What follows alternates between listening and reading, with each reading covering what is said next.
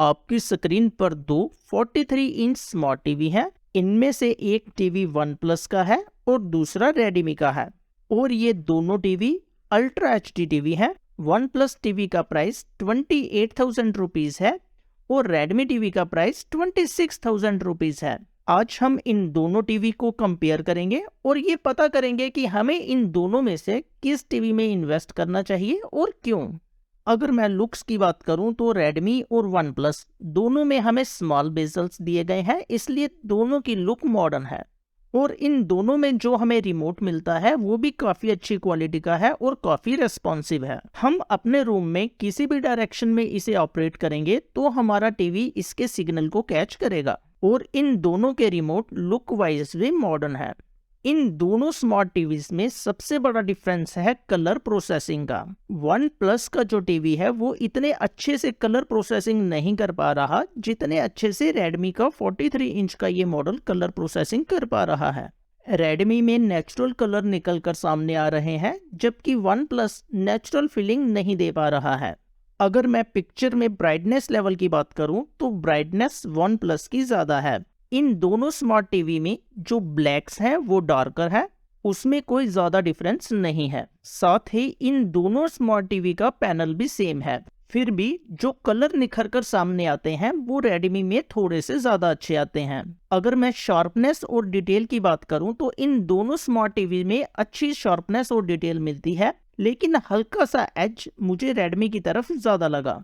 अगर मैं sound quality की बात करूं तो रेडमी में हमें 30 वॉट्स के आउटपुट स्पीकर दिए गए हैं जिसमें हमें डॉल्बी ऑडियो का सपोर्ट मिलता है और इन स्पीकर्स में जब मैंने डिफरेंट कंटेंट को सुना तो मुझे उसकी ऑडियो क्वालिटी काफ़ी अच्छी लगी।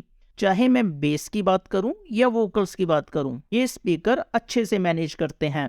वहीं अगर मैं वन प्लस की बात करूं तो इसमें हमें 24 वॉट्स के आउटपुट स्पीकर मिलते हैं। इसमें भी हमें डॉल्बी ऑडियो की सपोर्ट दी गई है और इसकी ऑडियो क्वालिटी भी अच्छी है। अगर मैं इन दोनों स्मार्ट टीवी में साउंड को कंपेयर करूं तो रेडमी में जो साउंड है वो थोड़ी सी अलाउड है, जबकि साउंड क्वालिटी इन दोनों में अप्रोक्सीमेटली इक्वल है। अगर मैं कनेक्टिविटी की बात करूं तो रेडमी में हमें dual band wifi, Bluetooth 5.0, 3 HDMI ports और 2 USB पोर्ट्स दिए गए हैं।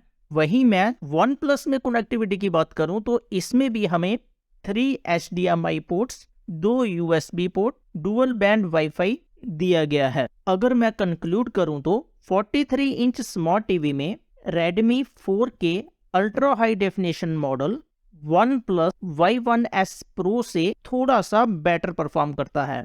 इसकी पिक्चर क्वालिटी थोड़ी सी बेटर है और ऑडियो क्वालिटी इक्वल है। साथ ही रेडमी का ये स्मार्ट टीवी हमें 2000 रुपीज सस्ता मिल रहा है वन प्लस के कंपैरिजन में। लेकिन अगर आपके पास वन प्लस का स्मार्टफोन है और आप वन प्लस का ही स्मार्ट टीवी लेते हैं तो जैसे ही आपके फ़ोन पर कॉल आएगा आपके वन प्लस स्मार्ट टीवी का वॉल्यूम कम हो जाएगा ताकि आप कंफर्टेबली कॉल अटेंड कर सकें।